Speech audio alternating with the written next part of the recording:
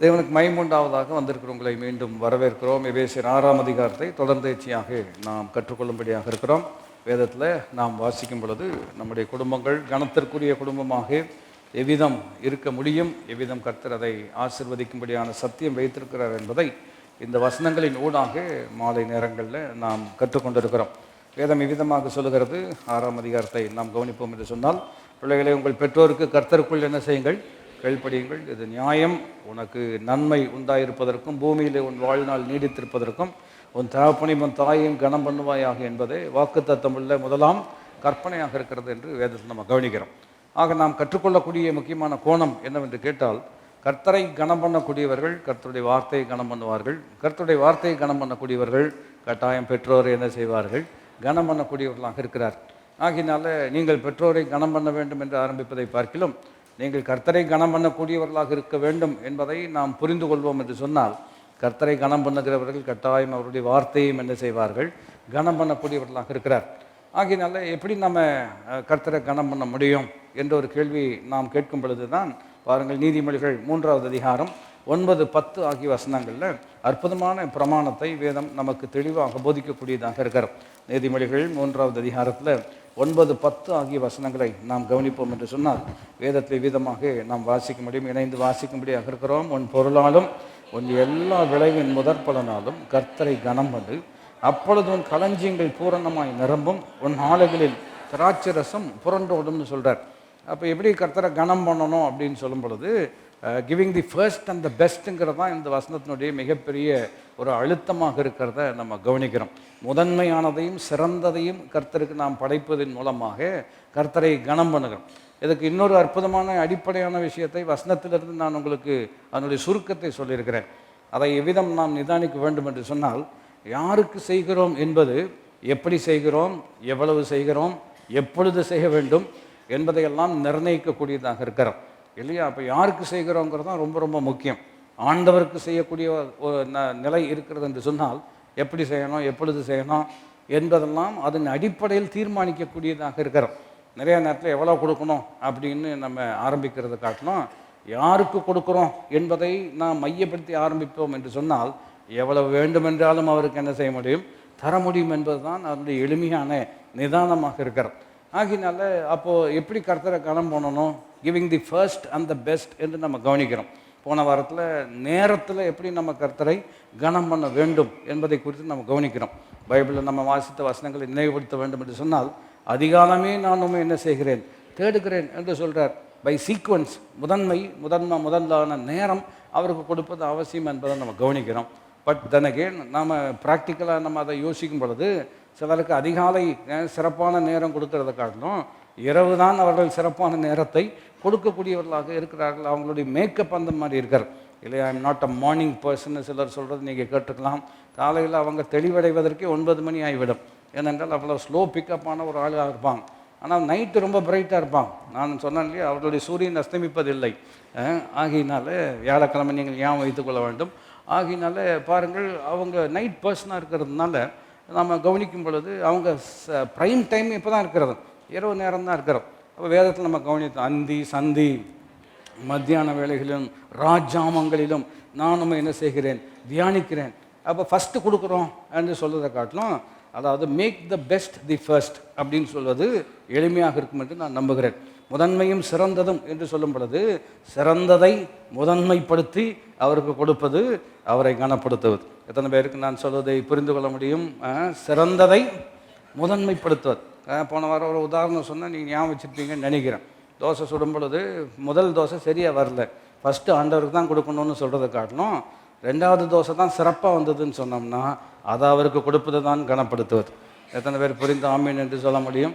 ஆகினால இப்போ அவரை நேரத்தில் நம்ம கனப்படுத்துகிறோம் என்று சொல்லும் பொழுது, என்னுடைய சிறந்த நேரம் இல்லையா, எப்பொழுது ஃபுல் ஃபேக்கல்ட்டி நம்முடைய மனம் இல்லை ஒருங்கிணைந்து இருக்கிறதோ அந்த நேரத்தில் முழுமையாக தேவனுக்கு அதை கொடுப்பது அவரை கனம் பண்ணக்கூடிய அற்புதமான முறையாக இருக்கிறார். இப்போ இன்றைக்கு நாம் கவனிக்கக்கூடியது என்னவென்று கேட்டால், நம்முடைய பிரயாசத்தில் எப்படி நம்ம கர்த்தரை கனம் பண்ண முடியும்? ஏன் இதை நாம் கவனித்து கொண்டு இருக்கிறோம் என்று சொன்னால், ஒருவன் என்னை கனம் பண்ணினால் பிதா அவனை ஒருவன் எனக்கு ஊழியம் செய்தால் பிதா அவனை என்ன செய்வார், கனம் பண்ணுவார். ஒருவன் என்னை கனம் பண்ணினால் நான் அவனை என்ன செய்வேன், கனம் பண்ணுவேன். கனத்திற்குரிய ஒரு குடும்பமாக, பாத்திரமாக நம்முடைய குடும்பங்களை கர்த்தர் ஆசீர்வதிக்கும்படியாக விரும்புகிறார். அப்போ எப்படி நம்முடைய பிரயாசத்தில் ஏன் நம்ம அதை கவனிச்சுட்டு இருக்கிறோம்? 3 விஷயங்களை நான் உங்களுக்கு சொல்லியிருக்கிறேன். நம்முடைய நேரம், நம்முடைய பிரயாசம், நம்முடைய பணம். எல்லாரும் இணைந்து சொல்லும்படியாக இருக்கிறோம். நம்முடைய நேரம், நம்முடைய பிரயாசம், நம்முடைய பணம். இந்த 3 எங்கே முதலீடு செய்யப்படுகிறது என்பதை கவனிப்பீர்கள் என்று சொன்னால், அதற்கு தான் நாம் முக்கியத்துவம் கொடுத்திருக்கிறோம் என்பதை விளங்கிக் கொள்ள முடியும். அதிகமான நேரம் ஒரு விஷயத்துக்காக செலவழிக்கிறாங்கன்னா அது அவங்களுக்கு எப்படி இருக்கிறது? ரொம்ப முக்கியத்துவம். அதிகமான பிரயாசம், அதிகமான பணம் அதற்காக செயல்படுத்தப்படுகிறது என்று கேட்டால், these are indicators of our priorities and our பர்சியூட்னு சொல்லுவேன். இவைகள் நாம் எதை முக்கியப்படுத்துகிறோம், எதற்கு முதலீடு செய்கிறோம் என்பதை அடையாளம் காட்டக்கூடிய விஷயமாக இருக்கிறது. ஆகினால இந்த முக்கியமான விஷயங்களிலே தேவனை முதன்மைப்படுத்துவதும் சிறந்ததை படைப்பதும் தான் அவரை கனப்படுத்துவதற்கு ஏதுவாக இருக்கிறோம். அப்போ மறுபடியும் நம்ம கவனிக்கிறோம், நம்முடைய பிரயாசத்தில் எப்படி நம்ம அவரை கனப்படுத்த முடியும்? How can we honour God in our work? இப்போ இருக்கிற ஒர்க் சிச்சுவேஷன் எல்லாம் கவனித்து பார்ப்பீர்கள் என்று சொன்னால் ரொம்ப வித்தியாசமாக இருக்கிறோம். மோர் ப்ராஃபிட் ட்ரிவன்னு சொல்லுவாங்க இல்லையா? லாபத்தை மையமாக வைத்து வேலைகள் செய்யப்படுகிறத நம்ம கவனிக்கிறோம். அப்படிப்பட்ட ஒரு உலகத்தில் they don't care about people இதெல்லாம் உலகத்தில் நம்ம கவனிக்கிறோம். ஜனங்கள் வேலை ஆட்கள் மீது அக்கறை இருப்பதை பார்க்கலாம், அவர்கள் மூலமாக வரக்கூடிய லாபத்தின் மீது தான் அவர்களுக்கு என்ன இருக்கிறது? அதிக அக்கறை இருக்கிறோம். நீங்கள் ஆகமங்கள் எல்லாம் வாசிக்கும் பொழுது ஆண்டவர் வேலை குறித்தும் சொல்லியிருக்கிறாரு. வேலை செய்கிறவர்கள் மீது அக்கறை உள்ளவராகவும் அவர் என்ன செய்திருக்கிறார்? இருந்திருக்கிறார். ஆகினால தான் கர்த்தர் நம்முடைய கையின் பிரயாசத்தை நீ சாப்பிடுவாய், உனக்கு பாக்கியமும் நன்மையும் உண்டாயிருக்கும், நீ கையிட்டு செய்யும் எல்லா வேலைகளையும் ஆசீர்வதிக்கும்படிக்கு கர்த்தர் தம்முடைய நல்ல பொக்கிஷ சாலையாகிய வானத்தை திறப்பார் என்றெல்லாம் வேதம் சொல்லுகிறத நம்ம கவனிக்கிறோம். அப்போ இன்றைக்கு இருக்கக்கூடிய உலகத்தில் நாம் பார்ப்போம் என்று சொன்னால் இல்லையா, ஹையர் அண்ட் ஃபயர் தான் இங்கே முக்கியமாக இருக்கிறோம். ஹையர் அண்ட் ஃபயர்னால் என்ன அர்த்தம்? வேலைக்கு வேணால் ஆள் எடுப்பாங்க, வேலை முடிஞ்சிருச்சுன்னா அந்த ஆள் என்ன செஞ்சுருவாங்க? தாட்டி விடுவது தான் அவங்களுடைய வேலையாக இருக்கிறது. காரணம் என்னவென்று கேட்டால், அவங்கள பொறுத்த வரைக்கும் நம்மை வைத்து ஒரு வேலை ஆனால் போதும். அப்படிப்பட்ட ஒரு சூழ்நிலையில் வாட் மோட்டிவேட்ஸ் அ பர்சன், ஒரு மனிதனை எது ஊக்குவிக்கிறது, உந்தித்தள்ளுகிறது என்று கேட்டால் பணம் தான் அவனை என்ன செய்கிறது? உந்தித்தள்ளக்கூடியதாக இருக்கிறது. இப்போ மறுபடியும் அது தவறுன்னு சொல்கிறத காட்டிலும் வேத கண்ணோட்டத்தோடு பார்ப்போம் என்று சொன்னால் எது சரியான நிதானம் என்பதை நாம் என்ன செய்ய முடியும்? புரிந்து கொள்ள முடியும். இந்த வேலையை செய்வீர்கள் என்று சொன்னால் இவ்வளவு கொடுப்போம் அப்படின்னு சொல்லும் பொழுது அது எவ்வளவு கொடுக்குறாங்கங்கிற பொறுத்து தான் அந்த டெசிஷன், தீர்மானம் என்ன செய்யப்படுகிறது? எடுக்கப்படுகிறது. அழைப்பின் அடிப்படையிலையோ, அழைத்தவரை முக்கியப்படுத்தியோ, அவர் கொடுக்குற வரத்தை முக்கியப்படுத்தியோ தீர்மானங்கள் உலகத்தில் என்ன செய்யப்படுவதில்லை, ஏற்படுத்தப்படுவதில்லை. உலகத்தில் எப்படி தீர்மானம் எடுக்கப்படுகிறது என்று கேட்டால், not based on cash, not based on call but on கேஷ்ன்னு சொல்லுவேன் இல்லையா? அழைப்பை முக்கியப்படுத்தி தீர்மானங்கள் எடுக்கப்படுகிறதில்ல, பணத்தை முக்கியப்படுத்தி தான் என்ன செய்கிறார்கள்? தீர்மானம் எடுக்கிறாங்க. அப்போ பணத்தை முக்கியப்படுத்தக்கூடாதா? அது தேவையில்லையா, அவசியம் இல்லையா அப்படின்னு கேட்டிங்கன்னா அதெல்லாம் அவசியம்தான், அதெல்லாம் தேவை தான், அதெல்லாம் ஆண்டவர் தெரியாமல் கிடையாது. ஆனால் நம்முடைய வரிசை முறை சரியாக இருக்கும் என்று சொன்னால்தான் நம்முடைய வாழ்க்கையினுடைய வரைமுறைகள் சிறப்பாக இருப்பதற்கு எதுவாக இருக்கிறது. ஆகினால நீங்கள் கவனித்து பார்ப்போம் என்று சொன்னால் மறுபடியும் இதே பிரமாணம் தான். யாருக்கு செய்கிறோங்கிறது தான் எப்படி செய்கிறோம் என்பதை தீர்மானிக்கக்கூடியதாக இருக்கிறது. சொல்லுங்கள், யாருக்கு செய்கிறோம் என்பது தான் எப்படி செய்கிறோம் என்பது தீர்மானிக்கப்படுகிறோம் இல்லையா? இப்போ கொலோசி நிருபத்தை நாம் வாசிப்போம் என்று சொன்னால், how can we honour God with our work? Christian work எத்திக்ஸுங்கிறது ரொம்ப ரொம்ப முக்கியம். கிறிஸ்தவ உபதேசத்தின் அடிப்படையில் நம்முடைய பிரயாசங்கள், நம்முடைய வேலை அமைந்திருந்தால் அது நமக்கு மிகுந்த ஆசீர்வாதமாக இருக்கக்கூடியதாக இருக்கிறோம். பாருங்கள், கொலோசியர் 3வது அதிகாரத்தில் நாம் வாசிப்போம் என்று சொன்னால் 23, 24 ஆகிய வசனங்களில் இவ்விதமாக நாம் கவனிக்க முடியும். கொலோசியர் 3, 23, 24 இணைந்து வாசிப்போம் என்று சொன்னால், நீங்கள் கர்த்தராகிய கிறிஸ்துவை சேவிக்கிறதுனாலே சுதந்திரமாகிய பலனை கர்த்தராலே பெறுவீர்கள் என்று அறிந்து எதை செய்தாலும் அதை மனுஷர்களுக்கென்று செய்யாமல் கர்த்தருக்கென்று மனப்பூர்வமாய் செய்யுங்கள் சொல்கிறார். அப்போஸ்தலனாகிய பவுல் இந்த இடத்துல ரொம்ப அற்புதமான விஷயங்களை அவர் சொல்கிறார். வேலைக்காரர்களுக்கு சொல்கிறார்.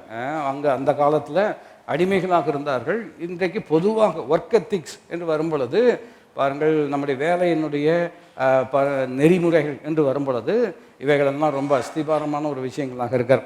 23 நீங்கள் கவனித்து பார்த்தீங்கன்னா, நீங்கள் கர்த்தராகிய கிறிஸ்து இயேசுவை சேவிக்கிறதுனால அப்படின்னு சொல்கிறார் இல்லையா? இப்போ நம்ம சொல்கிறாங்க இல்லையா, நம்ம ஊரில் சொல்லும் பொழுது கவர்மெண்ட் சர்வெண்ட்டுன்னு சொல்லுவாங்க, கேட்டிருக்கீங்களா? நாங்கள் அரசாங்க பணியாளர் அப்படின்னு சொல்கிறாங்க. அதை நம்ம புரிஞ்சுக்கிறோம். ஆனால் நீங்களும் நானும் தேவ பிள்ளைகளாக இருக்கிறபடினால எந்த துறையில் நாம் பணி செய்தாலும் முதன்மையாக நம்ம புரிந்து கொள்ள வேண்டியது என்னவென்று கேட்டால், நாம் கிறிஸ்துவுக்கு பணியாளர்கள். சொல்லுங்கள், நாம் யாருக்கு பணியாளருங்க? கிறிஸ்துவுக்கு. இல்லையா? நீங்கள் ஒரு கார்பெண்டராக இருக்கலாம், ஆசாரி வேலை செய்யக்கூடியவர்களாக இருக்கலாம். ஆனால் நீங்கள் ஒரு கிறிஸ்தவ தேவனுக்கு பணி செய்யக்கூடிய ஒரு அற்புதமான ஒரு ஆசிரியராக இருக்கிறீர்கள் இல்லையா? அதனால தான் இந்த விதத்தில் நான் உங்களுக்கு சொல்லியிருக்கேன். ஆசிரியர் பணி இருக்கிறது அல்லவா? உலகத்தில் ஏராளமான ஆசிரியர்கள் இருக்கிறார்கள்.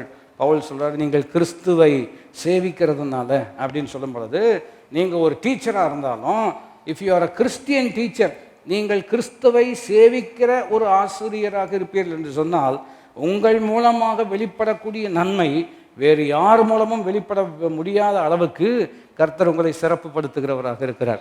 நான் சொல்வதை புரிந்தால் நீங்கள் ஜெயிக்கலாம். வாங்க, இன்ஜினியர் இருக்கிறான். உலகத்தை இன்ஜினியர் நீங்கள் ஒருத்தர் தான் இருக்கிறீங்களா?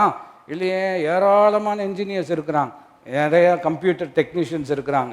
எந்த துறை எடுத்துக்கொண்டாலும் ஆயிரக்கணக்கான மக்கள் இருக்கிறார்கள். அவர்கள் இருந்தாலும் அவர்கள் மத்தியில் கர்த்தர் உங்களை எப்படி விசேஷித்த நபராக உங்களை மாற்றக்கூடியவராக இருக்கிறார் என்று கேட்டால், உங்களுக்கு உள்ளத்தின் ஆழத்தில் புரிந்து கொள்ள வேண்டிய மிக முக்கியமான விஷயம் என்னவென்று கேட்டால், நான் முதலாவது கிறிஸ்துவை சேவிக்கக்கூடியவனாக இருக்கிறேன். I am a servant of Christ. எல்லாரும் இணைந்து இங்கிலீஷ்லேயே சொல்லலாம், I am a servant of Christ who serves in the government. நான் சொல்ல விளையம் கொள்ள முடிகிறதா? நான் கிறிஸ்துவுக்கு பணி செய்யக்கூடியவன். இப்பொழுது எங்கு பணி செய்து கொண்டிருக்கிறேன்?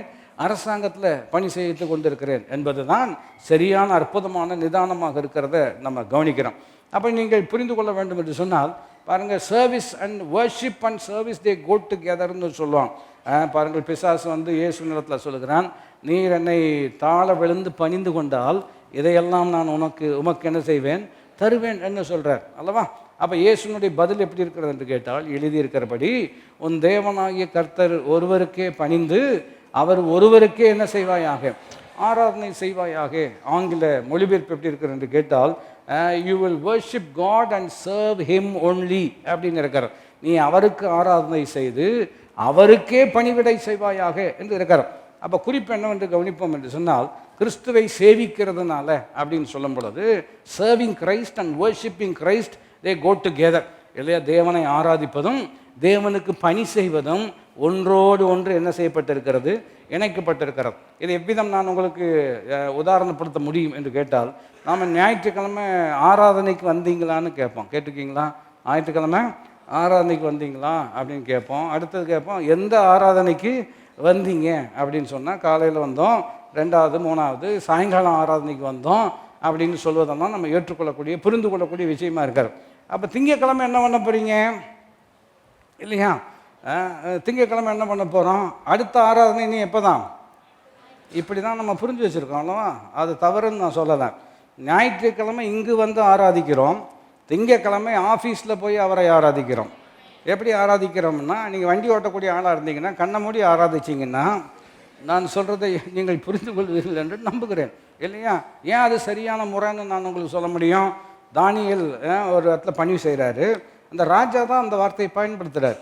என்ன சொல்லுகிறார் என்று கேட்டால், நீ இடைவிடாமல் ஆராதிக்கிற உன் தேவனாகிய கர்த்தர்ன்னு சொல்கிறார். அந்த வார்த்தை ரொம்ப அற்புதமாக இருக்கிறது. தேவனை அறியாத, தேவனோடு அற்புதமாக ஆழமான உறவில்லாத ஒரு மனிதன் உறவுள்ள ஒரு மனிதனை பார்த்து அவனுடைய வாழ்க்கையிலிருந்து கற்றுக்கொண்ட ஒரு விஷயம் என்ன சொல்கிறார் என்று கேட்டால், நீ இடைவிடாமல் ஆராதிக்கிற உன் தேவன். அப்போ தானியேல் is a worshipper of God in the work place அப்படின்னு நம்ம சொன்னோம்னா, எப்படி ஆராதனை செஞ்சாருன்னு நினைக்கிறீங்க? நாம் ட்ரெடிஷ்னலாக நினைக்கிறது போல் கரெக்டாக 9 மணி ஆரம்பித்தோம்னா இல்லையா, தானியேல் பாட்டை போட்டுட்டு கண்ணை மூடி கையை உயர்த்தினாருன்னா 4 மணி வரைக்கும் என்ன தான் செஞ்சிட்ருப்பார். அப்படின்னு நம்ம புரிந்து கொள்கிறோமா? இல்லை. சில நேரங்கள் நம்முடைய கலாச்சாரத்தில் நீங்கள் கவனிக்க முடியும், ஒரு புது பேஜ் எடுத்தாங்கன்னா மேலே ஒரு சுழி போட்டு தான் என்ன செய்வாங்க? அது அவங்களுடைய வே ஆஃப் அக்னாலஜ். நான் சொல்லுவேன் புரிகிறதா? முதலாவது கடவுளை அங்கீகரிக்கிறோம் என்கக்கூடிய விதமாக அவங்க செயல்படுகிறத நம்ம புரிஞ்சுக்கிறோம்.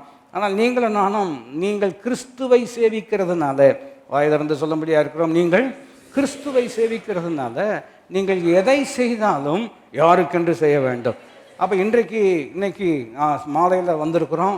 அற்புதமான பாடல்களை நாம் பாடி தேவனை மனதார நாம் என்ன செய்திருக்கிறோம்? ஆராதித்திருக்கிறோம். நாளைக்கு சொல்லுகிறேன், நாளைக்கு திங்கக்கிழமை நீங்கள் ஆஃபீஸ் போகும் பொழுது, வேலை ஸ்தலத்தில் இன்றைக்கு தேவனை எப்படி ஆராதித்து பாடல்களின் மூலமாக ஆராதித்திருக்கிறோமோ, நாளைக்கு நம்முடைய பணியின் மூலமாக கர்த்தரை கனம் பண்ண போகிறோம். பணியின் மூலமாக கர்த்தரை நாம் ஆராதனை செய்ய போகிறோம். எத்தனை பேர் புரிந்து ஆமீன் என்று சொல்ல முடியும்? அதை இன்னொரு கோணத்தில் நான் உங்களுக்கு சொல்ல வேண்டும் என்று சொன்னால், ஞாயிற்றுக்கிழமை உயர்த்தப்பட்ட கரங்கள் தான் திங்கட்கிழமை நீட்டப்பட்ட கரங்களாக இருக்கிறது. எல்லாரும் புரிந்து சொல்ல வேண்டும். ஞாயிற்றுக்கிழமை கை உயர்த்தி என்ன செய்கிறோம்? ஆராதனை செய்கிறோம் இல்லையா? திங்கட்கிழமை என்ன பண்ணுறோம்? கை நீட்டி, நான் சொல்ல விளையும் கொள்ள முடிகிறதா? கை நீட்டி என்ன செய்கிறோம்? வேலை செய்கிறோம். அப்போ இதில் புரிஞ்சுக்கல அப்படின்னு சொன்னோம்னா வெறும் சண்டே வர்ஷிப் இருக்கிறது இல்லைங்க. வாழ்நாள் முழுவதும் கர்த்தரை ஆராதனை செய்கிறோம் இல்லையா? இதை புரிஞ்சுக்கிட்டோம் அப்படின்னு சொன்னோம்னா, முதன்மை அவருக்கு தான், சிறந்ததும் அவருக்கு தான், அனைத்தும் அவருக்கு தான். எத்தனை பேர் புரிந்து ஆமீன் என்று சொல்ல முடியும்? முதன்மையும் அவருக்கு தான், சிறந்ததும் அவருக்கு தான், அனைத்துமே அவருக்கு தான். அப்போ இதை புரிஞ்சுக்கல அப்படின்னு சொன்னோம்னா மறுபடியும் நீங்கள் ஓமையெல்லாம் நம்ம கவனிக்க முடியும். ஒரு ஓமையில் சொல்கிறாரு, வேலை இல்லாமல் நிறைய பேர் நின்றுட்டுருக்குறாங்க.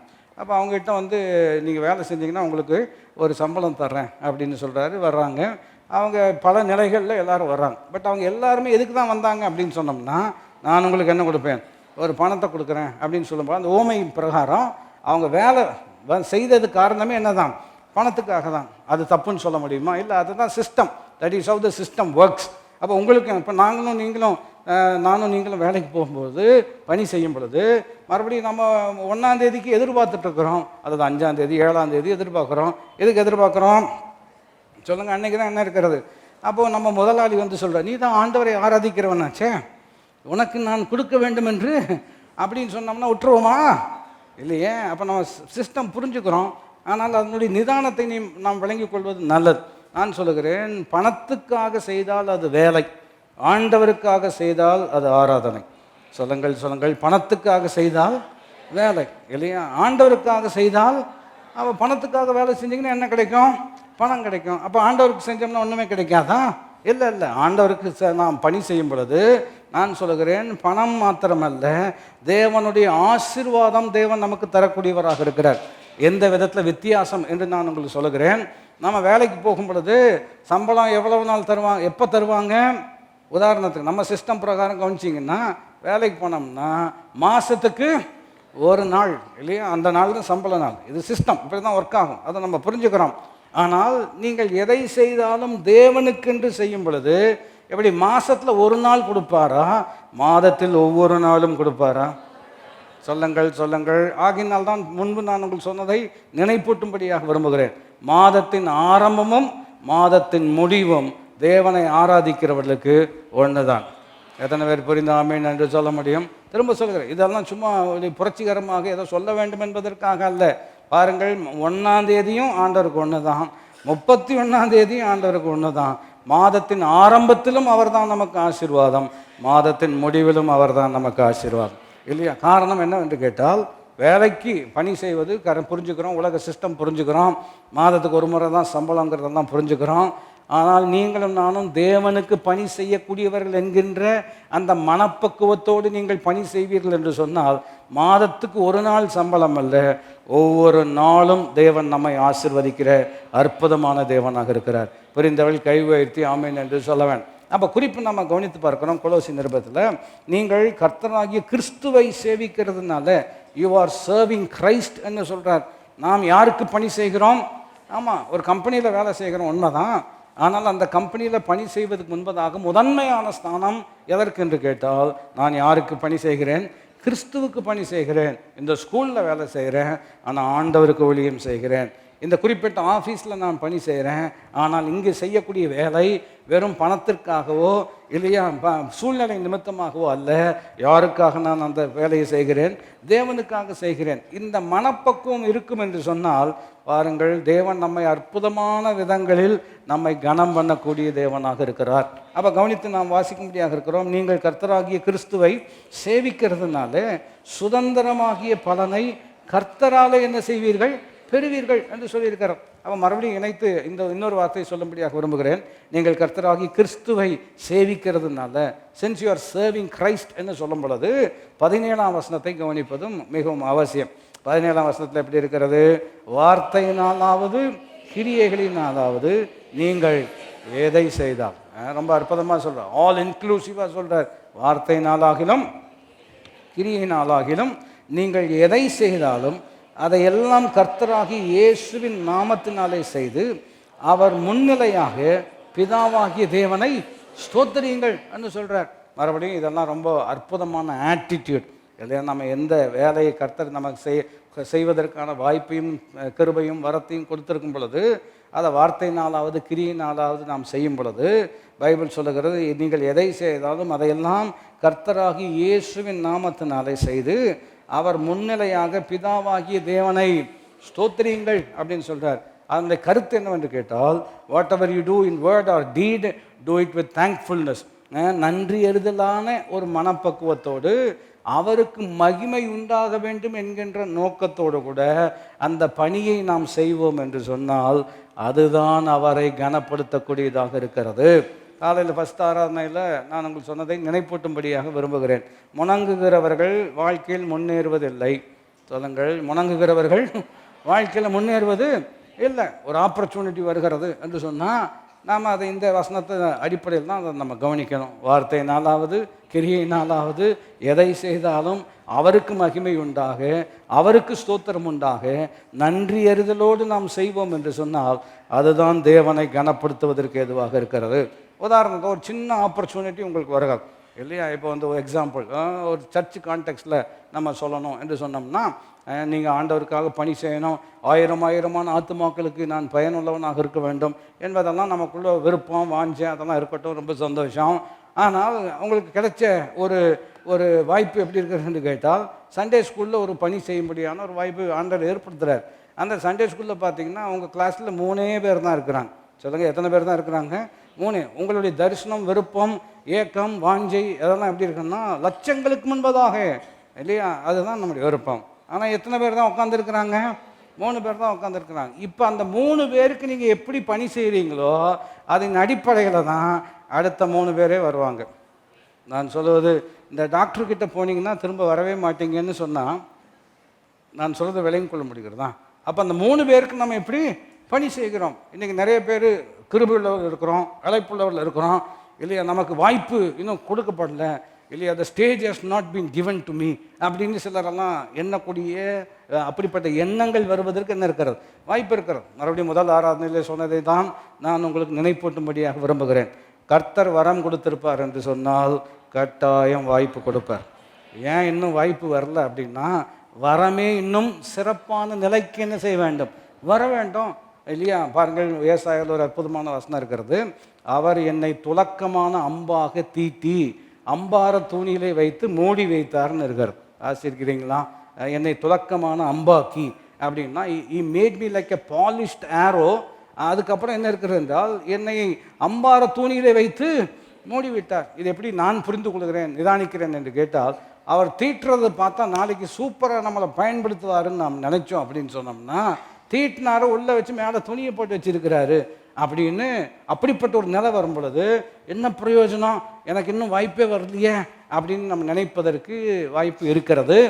ஆனால் நீங்களும் நானும் புரிந்து கொள்ள வேண்டிய விஷயமே என்னவென்று கேட்டால், தீட்டுவார் என்று சொன்னால் கட்டாயம் பயன்படுத்துவார் இல்லையா? அப்போ அவருடைய நேரம் இருக்கிறது, அவருடைய காலம் இருக்கிறது, அவருடைய சமயம் இருக்கிறது.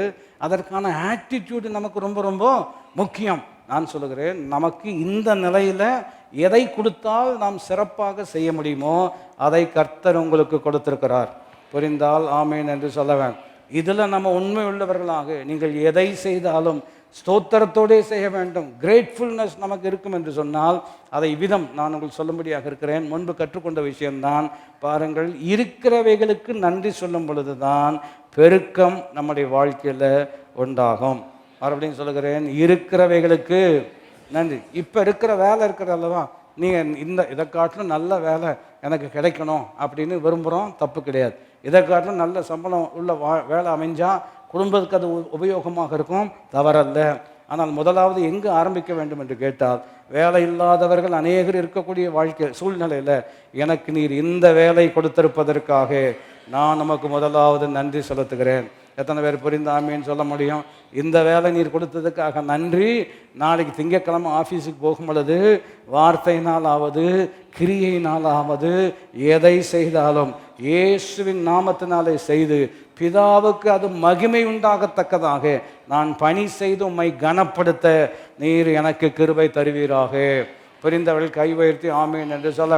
சிலருக்கு மறுபடியும் இதை எப்படி உதாரணப்படுத்தி இருக்கிறோம், கற்றுக்கொண்டு இருக்கிறோம் என்று கேட்டால், 5000 ஆண்கள் இருக்கிறாங்க, அது கூடுதலாக பெண்கள் பிள்ளைகள் எல்லாம் இருக்கிறாங்க. இத்தனை பேருக்கும் ஆகாரம் கொடுக்க வேணும்னு இயேசு சொல்கிறாரு. அது நடக்காத விஷயம்னு எல்லாருக்குமே என்ன செய்யும் தெரியும். சீஷர்கள் சொன்ன வார்த்தைகள் நினைப்பூட்டும்படியாக விரும்புகிறேன். அவர் சொல்கிறது எல்லாமே வேலிட் பாயிண்ட்டு தான். அவர் ஒருத்தர் சொல்கிறாரு நேரம் சரியில்லைன்னு சொல்கிறார். சொல்லுங்க, என்ன சரியில்லை? அது நம்ம ஊருக்கு பொருத்தமான விஷயந்தான்.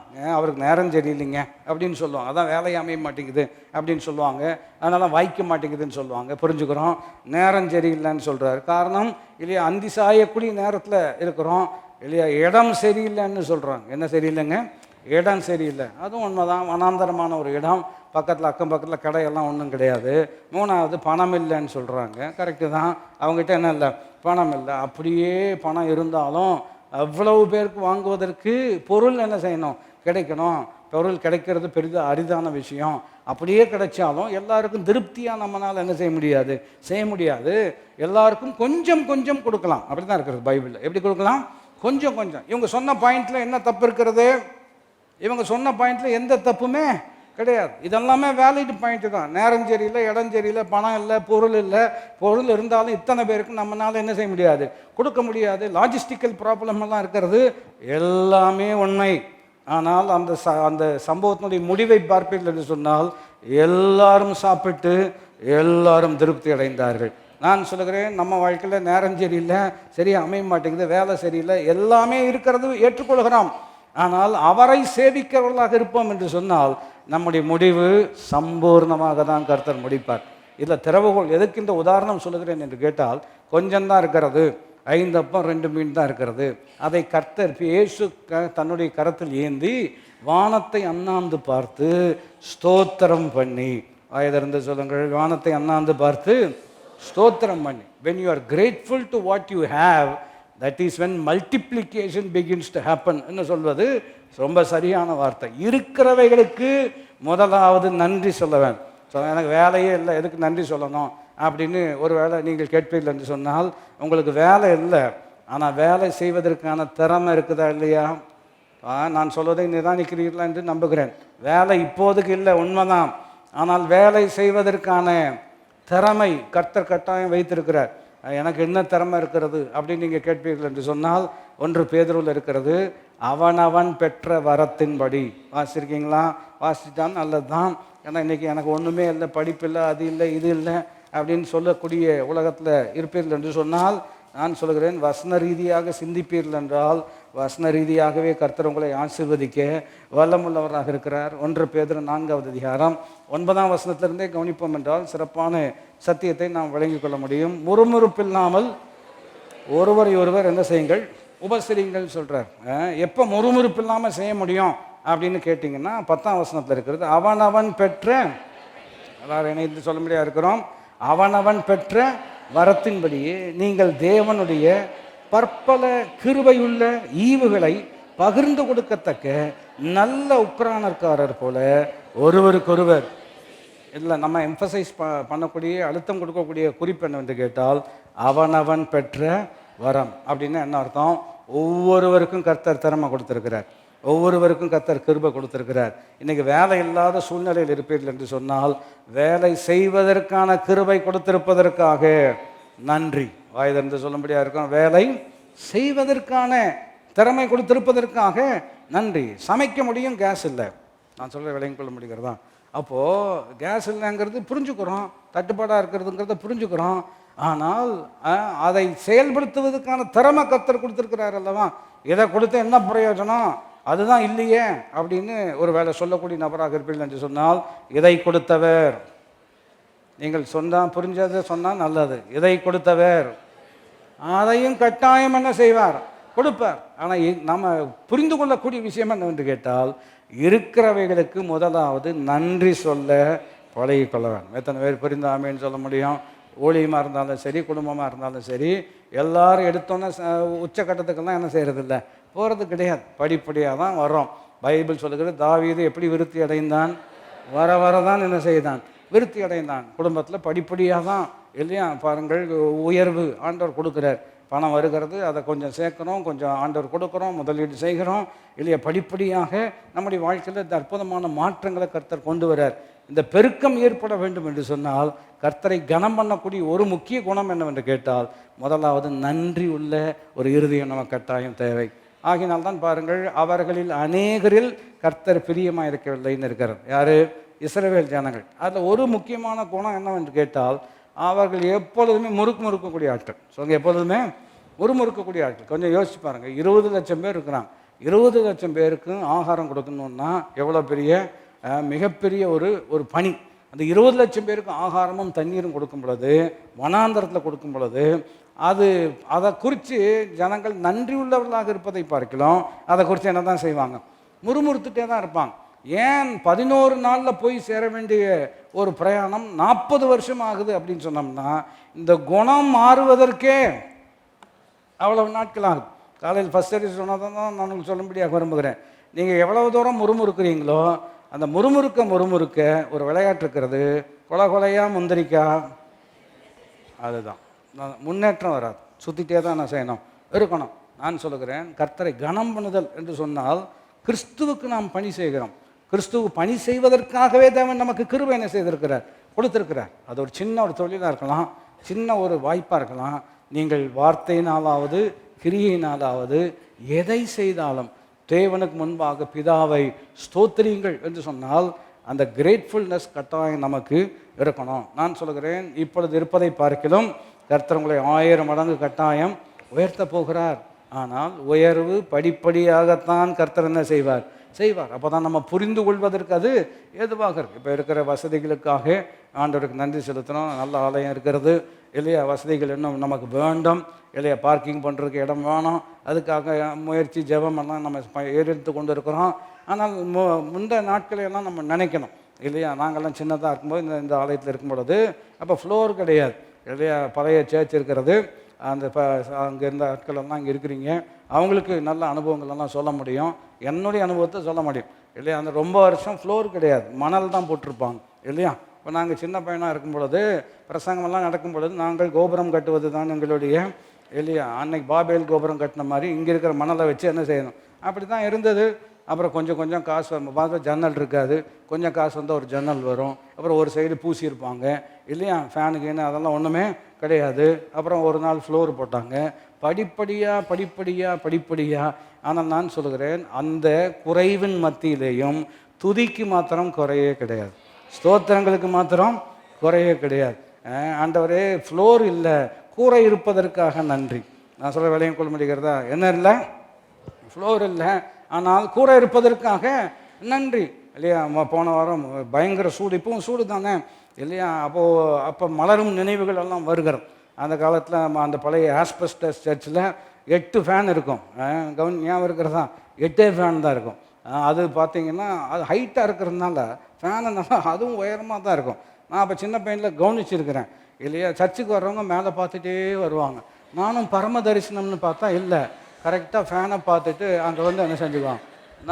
நான் சொல்கிறது உங்களுக்கு புரிகிறதா, அந்த ஃபேனுக்கு கீழே உட்காந்திங்கனாலும் அங்கே இருக்கிற அனலெல்லாம் எரு மேலே தான் வரும், நம்ம மேலே தான் வரும். அந்த காலத்தில் 3rd சர்வீஸு இல்லையா, அப்போவும் நான் கவனிச்சிருக்கிறேன். இதெல்லாம் கவனிக்கிறது தானே.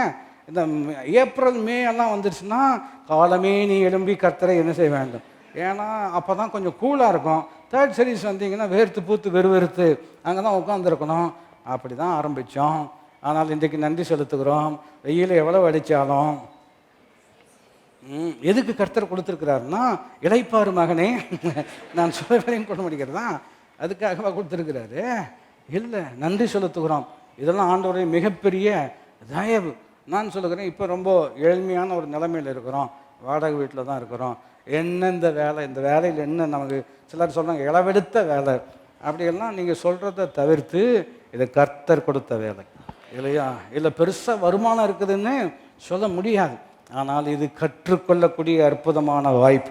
சொல்லுங்கள், இது கற்றுக்கொள்ளக்கூடிய அற்புதம். இந்த கற்றுக்கொள்ள வேண்டியதை கற்றுக்கொண்டால்தான் அடுத்த நிலைக்கு கர்த்தர் நம்மை அற்புதமாக என்ன செய்வார், கொண்டு போவார். எத்தனை பேர் புரிந்து ஆமீன் என்று சொல்ல முடியும்? ஒரு சர்வே கண்டக்ட் பண்ணியிருக்கிறான், ஒரு ஒரு ஒரு கருத்து கணிப்பு இல்லையா, ஒரு ஸ்டடி கூட. அதில் என்ன கவனிச்சிருக்காங்க அப்படின்னு சொன்னோம்னா, பாருங்கள், இந்த ஏழ்மை நிலையிலிருந்து படிப்படியாக படித்து இப்பொழுது தலைமைத்துவத்தில் இருக்கிறாங்கல்லவா, அவர்கள் மக்களுக்கு பணி செய்யக்கூடிய மனப்பக்குவத்திற்கும் பெரிய கல்லூரிகளில் படித்து அப்படியே வந்து உட்காந்துருக்குறாங்கல்லவா, அவங்களுக்கு என்ன இருக்கிறது வித்தியாசம். 1 2 3 உதாரணங்கள் நம்ம ஊரில் உதாரணம். அவங்கெல்லாம் பார்த்திங்கன்னா இப்போ பெரிய பெரிய கம்பெனிஸ்னுடைய எம்டிஸாக இருக்கிறாங்க. அவங்கெல்லாம் ஆரம்ப நிலை பார்ப்பீர்கள் என்று சொன்னால் அவங்கெல்லாம் கவர்மெண்ட் ஸ்கூலில் படிச்சிருக்கிறாங்க இல்லையா. கவர்மெண்ட் ஸ்கூலில் ஒரு கிராமத்தில் படித்து பலதரப்பட்ட அந்த ஒரு ஒரு ஒரு கான்டெக்ஸ்டில் அவங்க படித்து அதுக்கப்புறம் கல்லூரிக்கு போய் அங்கே படித்து அதுக்கப்புறம் இந்த உயர்ந்த நிலையில் வந்திருக்கிறதுனால அங்கே கீழே இருக்கிற மனுஷனுக்கு என்ன கஷ்டம் இருக்குன்னு அவங்களுக்கு நல்லாவே தெரியும். இப்போ சில ஆட்கள் எப்படி இருக்கிறாங்க என்று கேட்டால், ஏற்கனவே நல்ல குடும்பம் இல்லையா, அவங்க நல்ல இந்தியாவில் நல்ல காலேஜில் படித்தாங்க, யூஜி பண்ணாங்க, உடனே பிஜி அமெரிக்காவில் போய் என்ன செய்தாங்க, படித்தாங்க. பிஜி முடித்தோன்னே அப்படியே வந்து அந்த தலைமைத்துவத்தில் உட்கார்றதுனால அவங்களுக்கு கஷ்டம்னா என்னன்னு தெரியாது. அப்போ அவர் சொல்கிறார், பணி செய்வது எங்களுக்கு ரொம்ப கடினமாக இருக்குது அப்படின்னு ஒருவர் வந்து சொல்வார் என்று சொன்னால், விஷயம் தெரியாத இவர்கள் என்ன செய்கிறார்கள் என்று கேட்டால், அவனை அகற்றிட்டு இன்னொரு ஆள் என்ன செஞ்சு கொண்டு வந்து வை.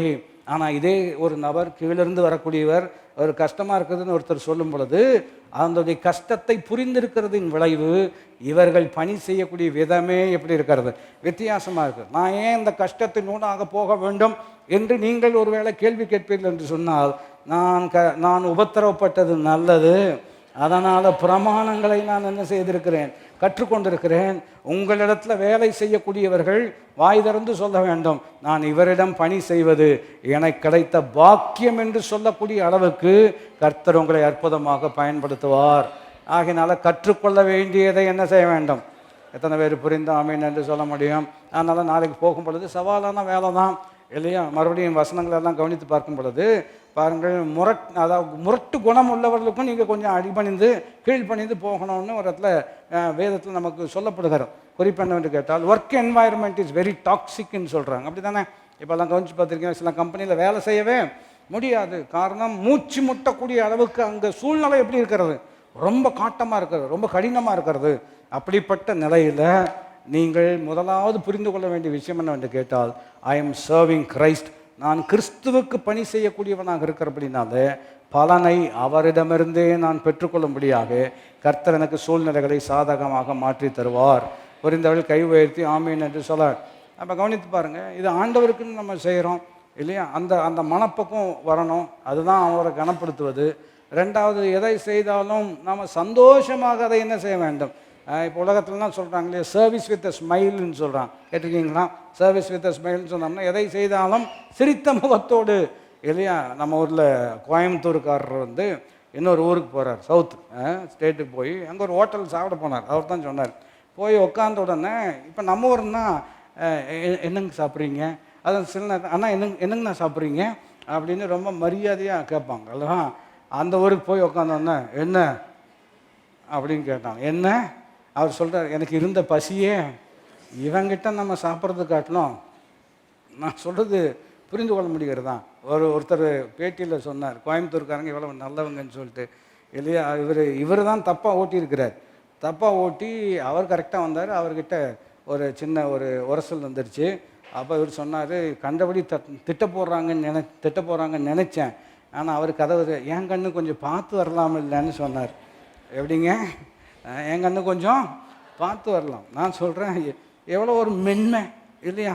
நான் சொல்லுகிறேன், நீங்கள் பணி செய்யக்கூடிய விதமே, நீங்கள் செய்யக்கூடிய விதமே, நான் சொல்வது சரியாக கர்த்தருக்கென்று செய்வோம் என்று சொன்னால் இல்லையா, அதனுடைய பலன் அவரிடமிருந்தே நாம் என்ன செய்கிறோம், பெற்றுக்கொள்ளக்கூடியவர்களாக இருக்கிறோம். மறுபடியும் யாருக்கு செய்கிறோம் என்பது, எப்படி செய்கிறோம் என்பதை நிர்ணயிக்கக்கூடியதாக இருக்கிறது. ஆனரிங் காட் வித் அவர் ஒர்க்குன்னு சொல்லும் பொழுது, ஆமாம் எனக்கு மேலே ஒரு பாஸ் இருக்கிறார், அவர் ஒரு சிடு மூஞ்சி ஒரு சுடு தண்ணி, அதெல்லாம் உண்மை தான், அதெல்லாம் ஏற்றுக்கொள்கிறேன், இல்லைன்னு நான் சொல்லலை. ஆனால் அவர் பாஸாக இருந்தாலும் அவருக்கு மேலே எனக்கு ஒரு பாஸ் இருக்கிறாரு. அவர் சுடு தண்ணி இல்லை, அவர் ரொம்ப அன்பான தேவன், ரொம்ப அற்புதமான தேவன். இந்த நிலையிலேயே கர்த்தர் என்னை கட்டாயம் ஆசீர்வதிக்க முடியும். புரிந்தவர்கள் ஆமீன் என்று சொல்ல வேண்டும். அப்போ கவனித்து பார்ப்போம் என்று சொன்னால், எதை செய்தாலும் என்ன இருக்கிறது அல்லவா? கொலோசியர் 3வது அதிகாரத்துக்கு வருகிறோம். மறுபடியும், நீங்கள் கர்த்தராகிய கிறிஸ்துவை சேவிக்கிறதுனால சுதந்திரமாகிய பலனை நீங்கள் கர்த்தரால் என்ன செய்வீர்கள்? பெறுவீர்கள். இதை கடைசியில் சொல்லும்படியாக விரும்புகிறேன். ஆனால் மறுபடியும் 24ஆம் வசனத்தை கவனிப்போம் என்று சொன்னால், எதை செய்தாலும் அதை மனுஷர்களுக்கென்று செய்யாமல் கர்த்தருக்கென்று, மறுபடியும் கர்த்தருக்கு கீழ்ப்படியுங்கள் இருக்கிறது அல்லவா? அதாவது மனைவிகளே, உங்கள் சொந்த கர்த்தருக்கு கீழ்ப்படுகிறது போல இல்லையா, கர்த்தரை கனம் பண்ணுகிறது போல உங்கள் பெற்றோரை என்ன செய்ய வேண்டும்? கனம் பண்ண வேண்டும். அதனால தான் முதல்லயே சொன்னேன், கர்த்தரை கனம் பண்ணுகிறவர்கள் கட்டாயம் பெற்றோரை கனம் பண்ணுவார்கள். கர்த்தரை கனம் பண்ணக்கூடிய பிள்ளைகள் பெற்றோரை கட்டாயம் கனம் பண்ணுவார்கள். மனைவியை நேசிப்பார்கள். மனைவி புருஷனுக்கு கொடுக்க வேண்டிய கனத்தையும் கொடுப்பார்கள். நம்மை வைத்து ஆரம்பித்தால் பிரச்சனை தான்.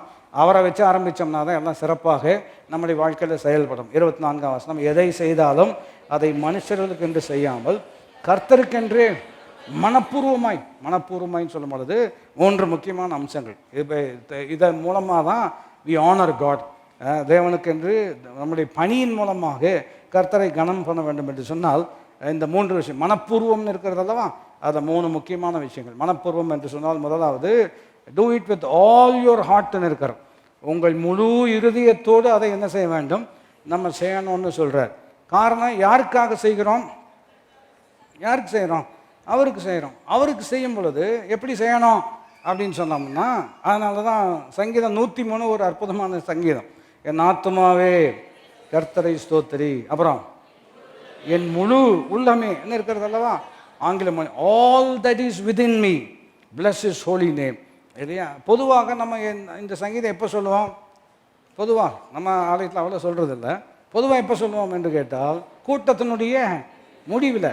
கூட்டம் கொஞ்சம் லேட்டாக முடிஞ்சிச்சின்னு சொன்னோம்னா ஆத்மா எங்கே இருக்கும்? நான் சொல்ல விலையும் கொள்ள முடிகிறேன். என் ஆத்மாவே கர்த்தரை ஸ்தோத்திரின்னு இது கரெக்டாக வாயில் வார்த்தையெல்லாம் வந்துடும். ஆனால் இந்த ஆத்மா நைட்டு எங்கே வாங்கிட்டு போகலாம், போய் சமைக்கலாமா, அப்படி உள்ளத்தில் ஒரு எண்ணம் வருவதற்கு வாய்ப்பு இருக்கிறோம். மறுபடியும் எதுக்கு உதாரணம் பண்ணி, காலையில் ஒருத்தவங்க ஜோம் பண்ண வந்திருக்காங்கன்னு நினைக்கிறேன் இல்லையா? ஜோம் பண்ணி முடிச்சோன்னா அந்த சின்ன பையன் என் ஆத்மாவே கர்த்தரை ஸ்தோத்திரின்னு என்ன செஞ்சுட்டான்? ஆரம்பிச்சிட்டான். நல்ல பழக்கம்தான் இல்லையா? ரொம்ப அற்புதமான ஒரு விஷயம். பிள்ளைகளுக்கு கற்றுக் கொடுத்தது ஒரு ஆசீர்வாதம்.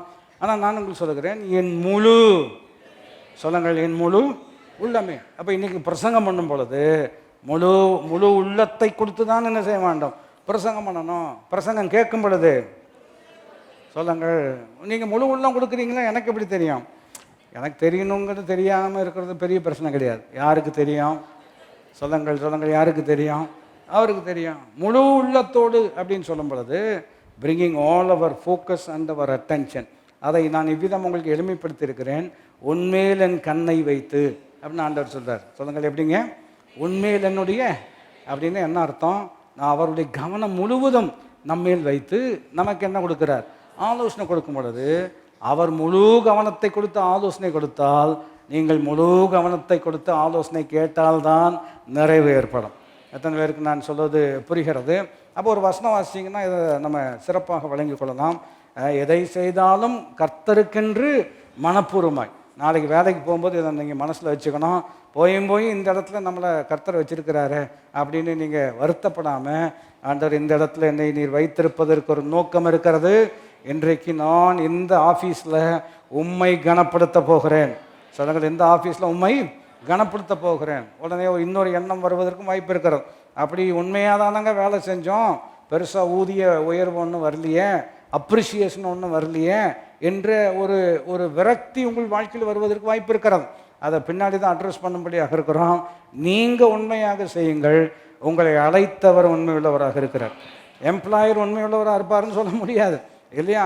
ஆனால் உங்களை அழைத்தவர் எப்படிப்பட்டவர்?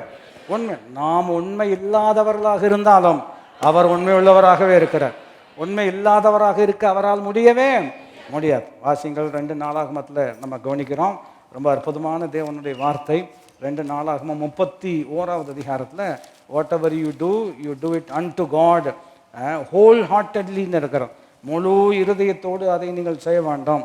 ஆராதனைனாலும் முழு இருதயத்தோடு இல்லையா? பணி என்று சொன்னாலும் worship and service they go together அல்லவா? 2 நாளாகமம் 31வது அதிகாரத்தில் நீங்கள் கவனித்து பார்ப்பீர்கள் என்று சொன்னால் அங்கு 21ஆம் வசனத்தை நாம் பார்ப்போம் என்று சொன்னால் அங்கு ரொம்ப அற்புதமாக நாம் கவனித்து பார்க்க முடியும்.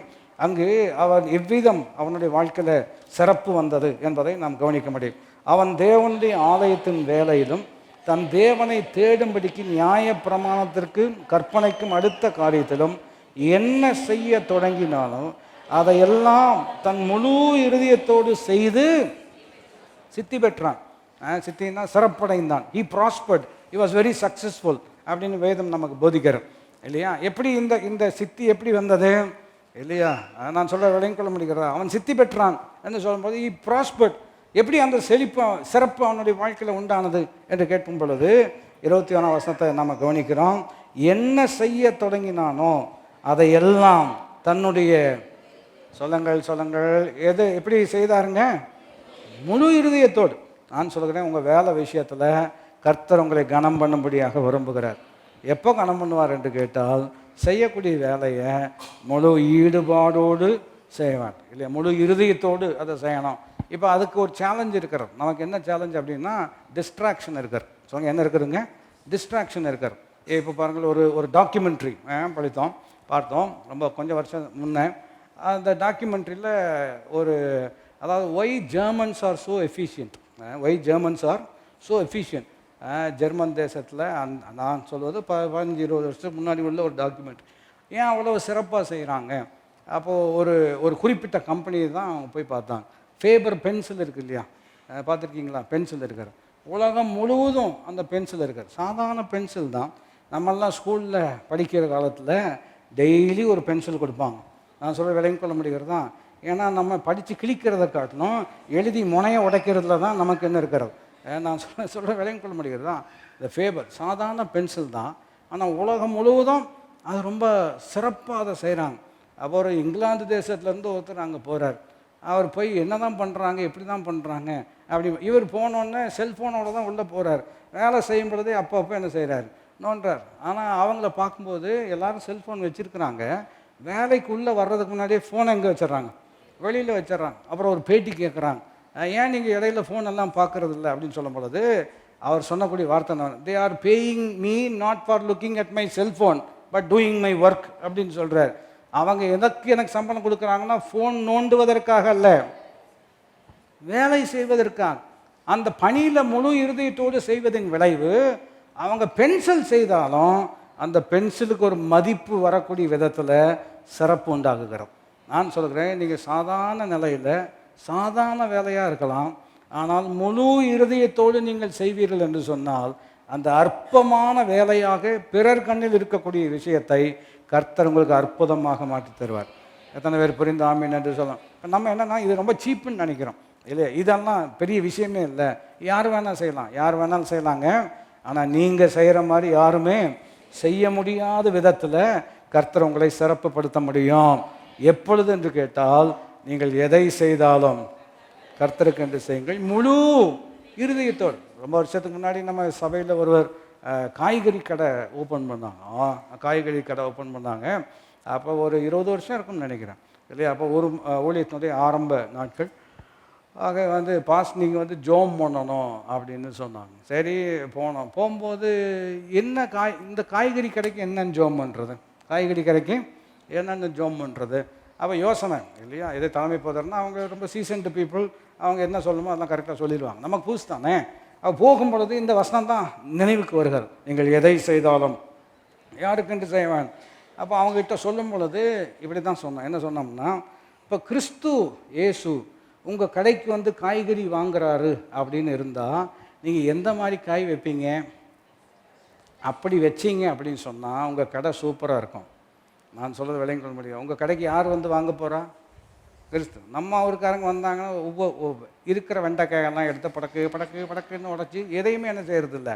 அது மாதிரி உலகம் தானே இல்லையா? இப்போ நம்ம கடைக்கு யார் வரப்போகிறா? அவர் வரப்போகிறார். அவர் வர்றாருன்னு சொன்னால் அவருக்கு எந்த மாதிரி பொருள் கொடுப்பீங்க? அவர் அற்புதருங்க, சொத்தை கொடுத்தாலும் சரி பண்ணிடுவாங்க. நான் சொல்ல விளங்கி கொள்ள முடிகிறதா? இல்லை, அவர் வர்றாருன்னு சொன்னோம்னா சிறப்பானதை என்ன செய்கிறோம்? கொடுக்குறோம். அந்த சிறப்பை கொடுப்பதற்கு அடிப்படை என்னவென்று கேட்டால், சிறப்பு கையில் வருவதற்கு முன்பதாக எங்கு தான் ஆரம்பிக்கிறது? இதயத்தில் ஆரம்பிக்கிறது. ஆகையினால இன்றைக்கி மறுபடியும் இன்றைக்கி நைட் ஆண்டவர் நம்ம வீட்டுக்கு சாப்பாட்டுக்கு வர்றாரு அப்படின்னு சொன்னால் எப்படி கொடுப்போம்னு நினைக்கிறீங்க? சொல்லுங்கள். எப்படி தான் கொடுக்க போகிறோம்? ஒன்றும் இன்றைக்கி நைட்டு ஆண்டவர் உங்கள் வீட்டில் தான் சாப்பிட போகிறார், உங்களோட தானே இருக்கிறாரு இல்லையா? அதனால் நல்லா சமைக்கணும். நான் சொல்கிற வேலையும் கொள்ள முடிகிறதா? சிறப்பானதை தான் என்ன செய்கிறோம் இல்லையா? இப்போ உதாரணத்துக்கு ஊழியர்கள் உங்கள் வீட்டுக்கு எனக்கு ஞாபகம் இருக்கிறது. என்ன ஞாபகம் சொன்னோம்னா, ஒருத்தர் எங்கள் கூட படித்தவங்க, அவங்க வீட்டுக்கு அவங்க பெற்றோருடைய ஃப்ரெண்ட்ஸ் வருவாங்க. ஃப்ரெண்ட்ஸ் வரும்போதெல்லாம் சாப்பாடு சூப்பராக செய்வாங்க. அப்போ அந்த பிள்ளை என்ன சொல்லிச்சு அப்படின்னு சொன்னோம்னா, அடிக்கடி வாங்க, இங்கே வந்தால் தான் எங்களுக்கு நல்ல சாப்பாடு கிடைக்குது அப்படின்னு சொல்லிச்சான். எதுக்கு சொல்கிறோம் அப்படின்னா, ஆளை பார்த்து பணி செஞ்சோம்னா சிறப்பு வருவதற்கு வாய்ப்பில்லை. எதை செய்தாலும் வாய் திறந்து சொல்ல முடியாது இருக்கிறோம். எதை செய்தால் முழு இருதயத்தோடு செய்து சித்தி பெற்றான். சொல்லுங்கள், முழு இருதயத்தோடு செய்து. நான் சொல்லுகிறேன், கர்த்தர் நீங்கள் சித்தி பெற செய்வாராக. இல்லையா? பாஸ்டர் இன்னைக்கு என்ன பேசினார்? சித்தி பேசினார். இல்லை, நான் சொல்வதை விளையும் கொள்ள வேண்டாம். முழு இருதயத்தோடு செய்து. ஆமாம், நீங்கள் சின்ன ஒரு விஷயமா இருக்கும். மறுபடியும் பாருங்கள், இது ஊழியத்தில் இருக்கும் பொழுது சின்ன கூட்டம் தானே, நம்ம ஏதாச்சும் ஒன்று சொல்லிடுவோம் அப்படின்னு ஒரு எண்ணம் வருவதற்கு வாய்ப்பு இருக்கிறது. நான் சொல்லுகிறேன், சின்ன கூட்டத்திலும் அவர் பேசினா தான் மாற்றம் வரும். அவர் பேசணுன்னா முதலாவது அவர் உங்களோட பேசியிருக்கணும். ஏனென்றால் நாங்கள் கற்றுக்கொண்டு இருக்கும் பொழுது பைபிள் ஸ்கூலில் எங்கள் லெக்சரர் ஒரு விஷயம் ரொம்ப அற்புதமாக சொன்னார். இன்றைக்கி வரைக்கும் ஞாபகம் இருக்கிறது. The God who speaks to you in your study is the God who speaks through you from the pulpit அப்படின்னு சொன்னார். ரொம்ப அற்புதமான ஒரு பாடம் இல்லையா? நாம் தனிமையில் படிக்கும் பொழுது நம்மோடு பேசுகிறவர் தான் மேடையில் நிற்கும் பொழுது நம் மூலம் பேசுகிறார். அப்படின்னா என்ன அர்த்தம்? கர்த்தரிடத்திலிருந்து பெற்றுக்கொண்டதை நான் உங்களுக்கு என்ன செய்கிறேன்? தருகிறேன். அதுக்கு ஃபோக்கஸ் ரொம்ப ரொம்ப முக்கியம். இன்னும் ஒரு உதாரணம் நான் உங்களுக்கு சொல்ல வேண்டும் என்று சொன்னால், God has a specific word for every meeting. அது என்னுடைய ஒரு ஒரு ஒரு முக்கியமான நான் நம்பக்கூடிய ஒரு விஷயம். எந்த கூடுகையாக இருந்தாலும் கர்த்தர் ஒரு பிரத்யேகமான வார்த்தையை வைத்திருக்கிறார். அப்போ வைத்திருக்கிறார் என்று சொன்னால், அதை புரிந்து கொள்ள வேண்டும் என்று சொன்னால், முழு மனதோடு அவரை நாம் இல்லையா, இன்னைக்கு பாட்டு பாடினோம் இல்லையா, முழு மனதோடு நான் இல்லையா ஸ்தோத்தரிப்பேன் என்று பாடினோம் அல்லவா?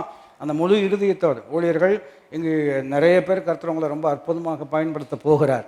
நான் சொல்லுகிறேன், சின்ன கூட்டமாக இருந்தாலும் பெரிய கூட்டமாக இருந்தாலும், you have to seek God with all your heart. உங்கள் முழு இருதயத்தோடு கர்த்தரை தேடுவீர்கள் என்று சொன்னால், நீங்கள் செய்யக்கூடிய ஊழியத்தில் கர்த்தர் நீங்கள் சித்தி வர கர்த்தர் உதவி செய்வார். புரிந்தவர்கள் கை உயர்த்தி ஆமேன் என்று சொல்ல. ஒரு மிகப்பெரிய அற்புதமான தேவ மனிதன். அவர் சரியா ஜான் ஸ்டாட் என்று நினைக்கிறேன். அவர் ஆஸ்திரேலியாவுக்கு, அவர் பேர் மறுபடியும் அறிமுகம் இல்லைன்னு சொன்னீங்கன்னா, ரொம்ப அற்புதமாக எழுத்தாளர், கிறிஸ்தவ சிந்தனை எழுத்தாளர், தேவனால் ரொம்ப அற்புதமாக பயன்படுத்தப்பட்ட ஒரு மனிதன். அவர் ஆஸ்திரேலியாவில் அவரை பேச கூப்பிட்டுருக்குறாங்க. போயிருக்கிறாரு. அந்த போன இடத்துல த்ரோட் சரியில்லை, அதனால் சரியாக அவர்னால பேச முடியல. ஆனாலும் ஆண்டவர் கொடுத்த வார்த்தையை, அவருக்கு என்ன குரல் வளம் அப்பொழுது இருந்ததோ அதை வைத்து முழுசாக சொல்லி பேசி முடிச்சிட்டாரு. ஆனால் உள்ளத்தில் பெரிய ஒரு ஏமாற்றம். இவ்வளோ தூரம் பிரயாணப்பட்டு இவ்வளோ தூரம் அவங்க பிரயாசம் எடுத்து நம்மளால் சரியாக என்ன செய்ய முடியல, பேச முடியலையே அப்படின்னு ஒரு வருத்தம். அப்புறம் ரொம்ப வருஷம் ஆச்சு. ரொம்ப வருஷம் கழித்து ஒரு நபர் அவரை பார்க்கும் பொழுது சொன்னாராம், I don't know whether you remember, நீங்கள் இதை ஞாபகம் வச்சுருக்கிறீங்களா இல்லையோ தெரியல, நீங்கள் ஆஸ்திரேலியாவுக்கு வந்த பொழுது உங்கள் குரல் சரியில்லை, அந்த கரகர குரலில் நீங்கள் பிரசங்கம் பண்ணினதின் விளைவு அந்த கூட்டத்திலாம் கர்த்தர் என்னை ரட்சித்தார். சொல்லுங்கள், அந்த கூட்டத்திலாம் கர்த்தர் என்னை எதுக்கு சொல்லுகிறேன் என்று கேட்டால், குறைவுகள் இருக்கிறது இல்லையா, பல சவால்கள் இருக்கிறது. ஆனால் செய்கிறத முழு மனதோடு செய்வோம் என்று சொன்னால் நீங்கள் கட்டாயம் சித்தி பெறுவீர்கள். எத்தனை பேர் புரிந்தாமே என்ன சொல்ல முடியும்? மறுபடியும் பிரசங்கியார் என்கின்ற நிலையில் சொல்ல வேண்டும் என்று சொன்னால், நம்ம சூப்பராக இருந்துச்சுன்னு நினைக்கிற அன்னைக்கு மற்றவங்களுக்கு சூப்பராக இருக்குமுன்னு சொல்ல முடியவே முடியாது. எனக்கு என்ஜாயபிளாக இருந்திருக்கலாம், ஆனால் மற்றவங்களுக்கு அது எந்த விதத்தில் கிரியை நடப்பிக்கிறது தெரியாது. சில நேரத்தில் நமக்கு ரொம்ப சோர்வாக இருக்கும். ஏன்னா ஒன்றுமே பெருசாக நல்லா பேசலையே, நல்லா சொன்ன மாதிரி தெரியலையே, ஜனங்களை பார்க்கும் பொழுது அவ்வளவு சூட்டிப்பாக கவனித்தது போல் எனக்கு இல்லையே அப்படின்னு நம்ம குறைவாக நம்ம நினைக்கிறோம். ஆனால் ஒன்றை நம்ம புரிந்து கொள்ள வேண்டும், if our heart is right, தேவனுக்கு முன்பாக செய்ய வேண்டியதை முழு மனதோடு செய்திருக்கிறோம் என்று சொன்னால் இதுக்கு பலன் இல்லாமல் போவதற்கு வாய்ப்பே கிடையாது. ஒரு உதாரணம் உங்களுக்கு முன்பு சொல்லியிருக்கிறேன், நினைவுக்கு வருகிறேன் நான் சொல்கிறேன். கிறிஸ்மஸ் சர்வீஸ் போன வருஷத்துக்கு முந்தின வருஷம் நினைக்கிறேன், அப்போது நிறைய பேர் புதுசாக வந்திருக்குறாங்க இங்கிலீஷ் சர்வீஸில். ஆனால் அன்றைக்கி பார்த்து பயங்கரமான ஒரு டயர்டு, ஃப்ளோவே வரலை, வார்த்தையே என்ன செய்யலை, வரல. மற்றவங்க கேட்டால் நம்ம ஸ்ட்ரகிள் பண்ணுறோங்கிறது அவங்களுக்கு யாருக்குமே என்ன செய்யாது, தெரியவே தெரியாது. ஆனால் பயங்கரமான ஸ்ட்ரகிள், சரியான வார்த்தை சொல்ல முடியல, சொல்ல வேண்டிய விதமாக நம்ம நினைக்கிறோம் ஆனால் சொல்ல முடியல. எப்படியோ சர்வீஸ் முடிஞ்சது, பயங்கரமான வருத்தம், பயங்கரமான சோகம். இது போகிறதுக்கே அரை நாள் ஆகிப்போச்சு. நான் சொல்ல விலையும் கொள்ள முடிகிறதா. அப்போ மனசில் ஜோம் பண்ணுறேன், ஆண்டவரே இன்றைக்கி நான் நல்லாவே பேசலையே, எனக்கு ரொம்ப வருத்தமாக இருக்குது. புதுசாக வந்தவங்க இந்த பிரசங்கத்தை கேட்டால் அடுத்த மாதிரி நம்ம சர்ச்சுக்கே என்ன செய்ய மாட்டாங்க, ஐயோ வருஷத்துக்கு ஒருக்கா கேட்டால் பரவாயில்ல, வாரந்தோறும் நான் சொல்லுங்க புரிகிறது. அப்படி ஒரு மிகப்பெரிய வருத்தம். ஆனால் உண்மையாக தான் ஜோம் பண்ணியிருக்கிறோம், உண்மையாக முயற்சி எடுத்துருக்கிறோம், உண்மையாக படிச்சிருக்கிறோம், நோட்ஸ்லாம் கரெக்டாக எழுதி வச்சுருக்கிறோம், சிந்திச்சிருக்கிறோம், ஜோம் பண்ணியிருக்கிறோம். ஆனால் டெலிவரி சரியாக பண்ண முடியல. அப்போ வருத்தத்தில் ஜோம் பண்ணும் பொழுது ஆண்டவர் ரொம்ப அற்புதமாக அவர்கிட்ட சொல்கிறோம், ஆண்டவரே நான் நல்லாவே பேசலை. ஆண்டவர் சொல்கிறார், நான் நல்லா தான் பேசினேன்னாரு. நான் சொல்வது நீங்கள் புரிந்திருப்பீர்கள் என்று நம்புகிறேன். நான் சொல்கிறேன் நான் நல்லா பேசலன்னு. அவர் சொல்கிறாரு, நான் நல்லா தான் பேசினேன். இன்றைக்கி அவர் நல்லா தான் பேசுகிறாரு. எத்தனை பேர் புரிந்து ஆமீன் என்று சொல்ல முடியும்? நம்முடைய குறைவு இருக்கிறோம், but our heart needs to be, ஆண்டவரே என்னால் முடிந்ததை, என்னுடைய நீர் எனக்கு கொடுத்த பலன், நீர் எனக்கு கொடுத்த அறிவு, நீர் எனக்கு கொடுத்த திறமை, இதை முழுமையாக பயன்படுத்தி இதை நான் செய்திருக்கிறேன். அற்பமான ஆரம்பம், அற்புதமான முடிவு கர்த்தர் நமக்கு வைத்திருக்கிறார். ஆகையினால நாளைக்கு வேலைக்கு போகும் பொழுது கொஞ்சம் இருக்கிறது, ஆனால் அந்த கொஞ்சத்தில் முழு மனதோடு செய்வீர்கள் என்று சொன்னால் அவன் சித்தி பெற்றான். அவன் மாத்திரமல்ல, நீங்களும் சித்தி பெறுவீர்கள். பக்கத்தவர்களை பார்த்து சொல்லுங்கள், நீங்கள் என்ன பெறுவீர்கள்? சொல்லுங்கள். சொல்கிறது நல்லா சொல்லக்கூடாதா? நீங்கள் என்ன பெறுவீர்கள்? ஆமாம் இல்லையா, கர்த்தர் அப்படிப்பட்ட ஒரு சிறப்பை நம்முடைய வாழ்க்கையில் கொண்டு வர வல்லமுள்ளவராக இருக்கிறார். ரெண்டாவது இல்லையா, மனப்பூர்வமாய் செய்யுங்கள் என்று சொன்னால், மனப்பூர்வம் நம்ம எல்லாம் படித்தது தான். டூயிங் வில்லிங்லின்னு இருக்கிறது. வில்லிங்லின்னு சொல்லும் பொழுது விருப்பத்தோடு செய்வது. சொல்லுங்கள், எப்படி செய்வதுங்க? விருப்பத்தோடு செய்வது. அதை இன்னும் ஒரு அற்புதமான இணைப்பை நான் சொல்லும்படியாக விரும்புகிறேன். 1 பேதுரு 5ஆம் அதிகாரத்தில் இருக்கிறது 2ஆம் வசனம். ஆங்கில மொழிபெயர்ப்பில் தான் அந்த வார்த்தை ரொம்ப அற்புதமாக இருக்கிறது. நான் அதை தமிழில் முதலாவது வாசிக்கும்படியாக விரும்புகிறேன். 1 பேதுரு 5ஆவது அதிகாரம். ஊழியர்களுக்கு சொல்கிறார் இல்லையா, நம்ம எல்லாருமே தேவ ஊழியர்கள் தான். உங்களிடத்தில் உள்ள 2ஆம் வசனம், தேவனுடைய மந்தையை நீங்கள் மேய்த்து கட்டாயமாய் அல்ல, மனப்பூர்வமாய் அவலட்சணமான ஆதாயத்திற்காக அல்ல, உற்சாக மனதோடு. ஆங்கிலத்தில் எப்படி இருக்கிறது என்று கேட்டால், do it with all your heart according to the will of God அப்படின்னு மொழிபெயர்த்திருக்கிறார். இதை எப்படி நான் உங்களுக்கு எளிமைப்படுத்த வேண்டும் என்று சொன்னால், வில்லிங்லி ஆங்கில வார்த்தை பயன்படுத்தும்படியாக விரும்புகிறேன். I wanted to do willingly, விருப்பத்தோடு செய்ய விரும்புகிறேன் என்பது ரொம்ப ஏற்றுக்கொள்ளக்கூடிய அற்புதமான விஷயம். ஆங்கில வார்த்தையை பயன்படுத்தும்படியாக விரும்புகிறேன். I want to do it willingly according to the will of God. நான் சொல்ல விளங்கிக் கொள்ள முடியாது. விருப்பத்தோடு செய்கிறேன், விருப்பத்தோடு சித்தம் செய்கிறேன். நான் சொல்வது எத்தனை பேர் புரிந்து ஆமீன் என்று சொல்ல முடியும்? விருப்பத்தோடு செய்கிறேன், விருப்பத்தோடு சித்தம் செய்கிறேன். இன்றைக்கி பாவம் செய்யறதுக்கு நிறைய வெறுப்பாக இருக்கிறது, அப்படி தானே? அவரும் தான் வில்லிங்காக செய்கிறாரு. ஆல் சின் இஸ் வில்ஃபுல் சின்னிங்னு சொல்லுவாங்க இல்லையா? ஆல் சின் இஸ் வில்ஃபுல் சின்னிங்னு என்ன அர்த்தம்? எந்த பாவம் நம்ம தெரியாமல் செய்கிறதில்ல, எல்லா பாவமும் தெரிஞ்சு தான் செய்வோம். செஞ்சதுக்கப்புறம் தான் தெரியாமல் செஞ்சுட்டேன்னு சொல்லுவோம். அதுவும் பாவத்தினுடைய ஒரு குணம். நான் சொல்லுவது உங்களுக்கு புரிகிறதா? வில்லிங்லி, மனப்பூர்வமாய் செய்வது என்று சொன்னால், மனப்பூர்வமாய் தேவ சித்தம் செய்வது. அப்போது நாளைக்கு செய்கிறோம், மனப்பூர்வமாக செய்ய போகிறோம். ஏன் இதை மனப்பூர்வமாக செய்கிறோம் என்று கேட்டால், இன்றைக்கு இந்த வேலையை செய்வது இது தேவ சித்தமாக இருக்கிறபடினால் முழு இருதயத்தோடு செய்ய போகிறேன், முழு மனதோடு செய்ய போகிறேன், விருப்பத்தோடு செய்ய போகிறேன். சொல்லுங்கள், எப்படி செய்ய போகிறேன்? விருப்பத்தோடு. ஒரு எஜுகேஷனிஸ்ட் அவர் கூட பேசி கொண்டிருந்தேன். அப்போது அவர் சொன்ன ஒரு கருத்து, அதாவது சில்ட்ரன்ஸ் எஜுகேஷன் பற்றி சில விஷயங்கள்லாம் சொல்கிறாங்க. அவங்களுடைய நோக்கம் எப்படி இருக்கிறது? ரொம்ப சுவாரஸ்யமான ஒரு விஷயந்தான்.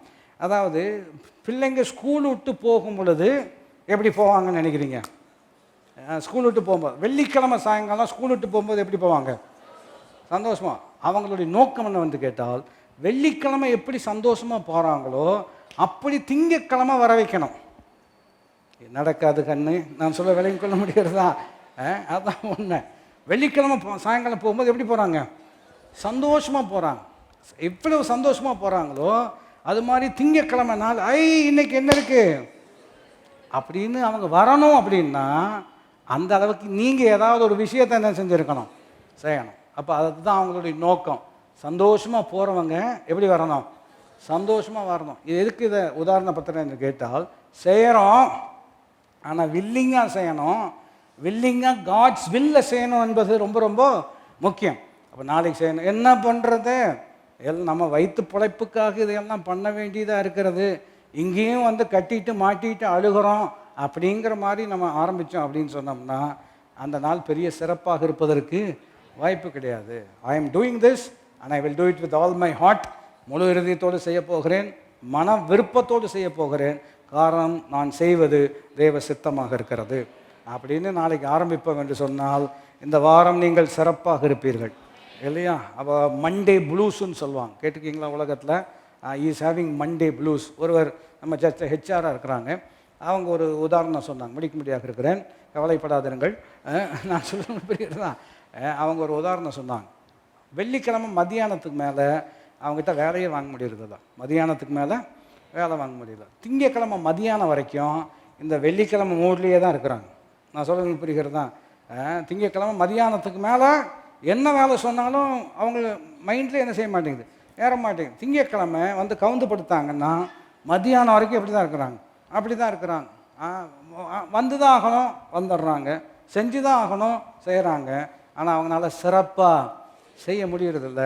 ஆனால் நீங்களும் நானும் கிறிஸ்துவை சேவிக்கிறதுனால நமக்கு மண்டே ப்ளூஸ் இல்லை, மண்டே கிரேஸ் இருக்கிறது. எல்லோரும் இணைந்து சொல்லும்படியாக இருக்கும். நமக்கு என்ன இருக்கிறதுங்க? Monday grace. டியூஸ்டேக்கும் கிரேஸ், வெட்னஸ்டேக்கும் கிரேஸ், காலைதோறும் கிருபை புதிதாக இருக்கிறது. அதனால தான் நாளை தினத்தை குறித்து ரொம்ப கவலைப்பட வேண்டாம். காலையில் நாளை செய்ய வேண்டிய வேலையை சிறப்பாக நீங்கள் செய்வதற்கு தேவன் அற்புதமான கிருபை வைத்திருக்கிறார். காலையிலே உமது கிருபையையும் இரவிலே உமது சத்தியத்தையும் அறிவிப்பது நலமாக இருக்கும். ரொம்ப அற்புதமான வார்த்தை. காலையில் கிருபை இருக்கிறது, இரவிலே சத்தியம் என்று சொன்னால் யுவர் ஃபெய்த்ஃபுல்னஸ், உம்முடைய உண்மையை அறிவிப்பது நலமாக. இந்த நாளை எப்படி நம்ம ஹேண்டில் பண்ண போகிறோம், எப்படி சமாளிக்க போகிறோம், எப்படி இதை ஜெயிக்க போகிறோம், நம்மளால் முடியுமா அப்படின்னு நம்ம ஆரம்பிக்கிறோம். ஆண்டவரே, உம்முடைய கிருபை எனக்கு இருப்பதற்காக நன்றி. இந்த நாளில் உம்முடைய சித்தம் செய்ய எனக்கு உதவி செய்வீராக. நீங்கள் படுக்கைக்கு போவதற்கு முன்பதாக அந்த நாளை திரும்பி பார்க்கும் பொழுது, கர்த்தாவே, நீர் உண்மையுள்ளவராக இருந்ததற்காக நான் உமக்கு நன்றி செலுத்துகிறேன். நான் சொல்கிறேன், எதை செய்தாலும் முழு மனதோடு மன விருப்பத்தோடு செய்வது தான் தேவனை கனப்படுத்துவதற்கு ஏதுவாக இருக்குது. மூணாவது, மனப்பூர்வமாக செய்யணும் அப்படின்னு சொன்னோம்னா என்தூசியாஸ்டிக்காக செய்யணும். சொல்லுங்க, எப்படி செய்யணுங்க? உற்சாகம்னா நம்ம எல்லாருக்கும் புரிகிறது அல்லவா? என்தூசியாசம் சொன்னோம்னா விருப்பம் இருக்கிறது இல்லையா? அந்த விருப்பத்தோடு கூட உற்சாகம், அதை எப்படி எளிமையாக சொல்லலாம் அப்படின்னு சொன்னோம்னா, செய்கிறத நல்ல விருப்பத்தோடு சந்தோஷத்தோடு செய்வேன் இல்லையா? என்ன சாப்பிட்றீங்க? நம்ம ஊரில் இதை நடக்குது இல்லையா? என்ன வேணும்? முதல்ல 3 தோசைன்னா 3 தோசை சொல்லிடணும். அப்புறம் அதுக்கப்புறம் ஒன்றெல்லாம் என்ன செய்யக்கூடாது, கேட்கக்கூடாது இல்லையா? ஆனால் 3வது சாப்பிடும் பொழுது தான், இது அநேகருடைய வீட்டில் ஜீவனுள்ள சாட்சிகள் ஏராளம் பேர் இருக்கிறோம். நான் சொல்லுங்க புரிகிறதா? 3வது சாப்பிடும்போது தான் என்ன கேட்கும், 4வது கேட்கும் இல்லையா? ஆனால் அந்த பாட்டே அப்படி தான் சொல்லி வச்சுருக்காங்க இல்லையா? அப்பாவுக்கு 4, அம்மாவுக்கு 3, அண்ணனுக்கு 2, பாப்பாவுக்கு 1, அப்புறம் தென்ன ஆசை இன்னும் கேட்டால் நான் சொல்ல உங்களுக்கு புரிகிறதா? அப்போது எதுக்கு சொல்கிறோன்னா, எந்தூசியாசம் இல்லையா? 3 தோசை நல்லா சாப்பிட்றாரு, இன்னும் வேணுமா அப்படின்னு ஸ்டவ் ஆஃப் பண்ணியாச்சு. ஆஃப் பண்ணதுக்கப்புறமும் நான் சொல்ல விலையும் கொள்ள முடிகிறது தான், கேஸ் இல்லாத காலத்தில் இது இன்னொரு தோசை வேறு கேடா அப்படின்னு நீங்கள் சொன்னீங்கன்னா அவருக்கு கேட்காது, அவருக்கு கேட்டுரும். நான் சொல்கிறது விலையும் கொள்ள முடிகிறது தான். அப்போ இன்னொன்று நல்லா இருக்குமே, இன்னொன்று கொடுங்க அப்படின்னு சொல்லும் பொழுது, இந்தாங்க உடனே உங்களுக்கு என்ன செய்கிறேன். இன்றைக்கி பாருங்கள், அற்புதமான மறுரூபம். நான் சொல்கிறது விலையும் கொள்ள முடிகிறதா? சந்தோஷமாக ஏன் முன்னமே கேட்க தெரியாதா அப்படின்னு ஆரம்பிச்சிங்கன்னா வேண்டாமா இல்லையா? பிரேமா போதுமா? நான் சொல்ல விலையும் கொள்ள முடிகிறதா? யாராவது பிரேமா இருந்தீங்கன்னா மன்னிச்சுக்கோங்க, நான் உங்களை சொல்லலாம். புரியுதா உங்களுக்கு? போதுமா? அப்படி இல்லை, சந்தோஷம் தானே இல்லை? இப்போ தான் நான் உற்சாகமாக இருக்கிறேன், ஆனால் முடிச்சிடுவேன். செய்கிறத எப்படி செய்யணும்? சந்தோஷம். பிரியமானவர்களே, காலையில் தானே வந்தீங்க, இப்போவும் வந்துட்டீங்களா அப்படின்னு சொன்னோம்னா நான் சொல்ல விலையும் கொள்ள முடிகிறதா? சந்தோஷமாக செய்கிறோம். ஏன் செய்கிறோம் அப்படின்னு சொன்னோம்னா, இவருக்கு தோசை ஊற்றுறதா? இல்லை, எதை செய்தாலும் நான் சொல்கிறேன் நீங்கள் புரிஞ்சுக்கிறீங்களா? அவன்கிட்ட தோசை கொடுத்தான்னு நினைக்கிறது. நான் சொல்ல உங்களுக்கு புரிகிறதா? இவருக்கு தான் கொடுக்குறோம், பிள்ளைகளுக்கு தான் செய்கிறோம். ஆனால் பிள்ளைகளுக்கு செய்கிறோம் என்பதை பார்க்கிறோம். பிள்ளைகள் கர்த்தரால் வரும் சுதந்திரம் இல்லையா? புத்தியுள்ள மனைவி கணவன் கர்த்தரால் அருளும் ஈவு. ஆனால் இவங்களுக்கெல்லாம் செஞ்சு இல்லை இவங்களுக்கு செய்கிறோம், அவருக்கு செய்கிறதுனால நான் அவருக்கு செய்வதாக, அவரை கனப்படுத்துவதாக நினைத்து செய்வோம் என்று சொன்னால் நான் சொல்கிறேன். அதனால தான் சிலர் இப்படி சொல்லுவாங்க, கேட்டுக்கிங்களா? அந்த காலத்து அவ்வளோ வசதி இல்லை, கொஞ்சம் சாப்பாடு தான் இருந்தது, ஆனால் ரொம்ப திருப்தி இருந்தது அப்படின்னு சொல்லுவாங்க. கேட்டுக்கிங்களா? கொஞ்சம் கூழோ கஞ்சியோ கூழோன்னு சொல்லுவாங்க, அதுதான் இருந்தது. வெங்காயத்தை கடிச்சிட்டு சாப்பிட்டுட்டு இருந்தோம், ஆனால் என்ன இருந்தது? திருப்தி. ஏன் திருப்தி இருந்தது? நன்றியுள்ள ஒரு இருதயம். ஆண்டவரே, எத்தனை பேருக்கு சோறு இல்லாத காலத்தில் எங்களுக்கு இதே கொடுத்துருக்கிறீரே. என்ன சொல்லணும்னா, இந்த அற்பமான உணவை நாங்கள் உண்ணும் பொழுது நீர் எங்களோடு கூடவே இருக்கிறீர் இல்லையா? நான் உன்னை திருப்தியாக்கி அப்படி இருக்கிற நான் உன்னை இந்த உதாரணத்தோடு முடிக்கும்படியாக விரும்புகிறேன். 2 ஐட்டத்தை வச்சு கர்த்தர் திருப்திப்படுத்தி இருக்கிறார். வாசிருக்கீங்களா? எவ்வளோ ஐட்டம் வச்சுருக்கிறாரு? 5 அப்பம் 2 மீன், 2 ஐட்டம் தான் இல்லையா? இன்றைக்கி நிறைய பேருக்கு எவ்வளோ ஐட்டம் இருந்தாலும் என்ன இல்லை, திருப்தியே கிடையாது. சில ஆட்டெலாம் நீங்கள் கவனிச்சிருக்க, நானும் கவனிச்சிருக்கிறேன். இந்த நிறைய இந்த கல்யாணத்தில் ஏகப்பட்ட சாப்பாடெலாம் போட்டுருவோம், எல்லாத்துலேயும் போய் ஒவ்வொன்றும் சாப்பிட்ருவாங்க. சாப்பிட்டுட்டு எப்படி இருந்துச்சுன்னு கேட்டால் சாப்பிட்ட மாதிரியே இல்லைங்க. அது ஒரு வகையில் உண்மை தான். ஏன் சாப்பிட்ட மாதிரி இல்லைன்னா, என்ன சாப்பிட்டோம்னா நமக்கு என்ன செய்யறதில்லை, தெரியறதில்ல இல்லையா? அப்படி ஒரு திருப்தியே இல்லை. ஆனால் ஆண்டவர் வனாந்தரத்தில் முன்ன சொன்னால் நேரம் சரியில்லை இடம் சரியில்லை, அந்த மாதிரி ஒரு இடத்துல 2 ஐட்டத்தை வச்சு எல்லாரும் சாப்பிட்டு திருப்தி அடைந்தார்கள். சொல்லுங்கள். நான் சொல்லுகிறேன், நம்ம ஆண்டவருக்காக செய்யும் பொழுது, முழு இருதயத்தோடு செய்யும் பொழுது, வில்லிங்லி மனப்பூர்வமாய் செய்கிறோம், சந்தோஷமாக செய்கிறோம்.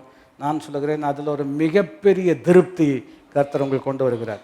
இதை இவ்விதம் உதாரணப்படுத்துவது சரியாக இருக்கும். அம்மாமார் அதை உதாரணப்படுத்தலாம்.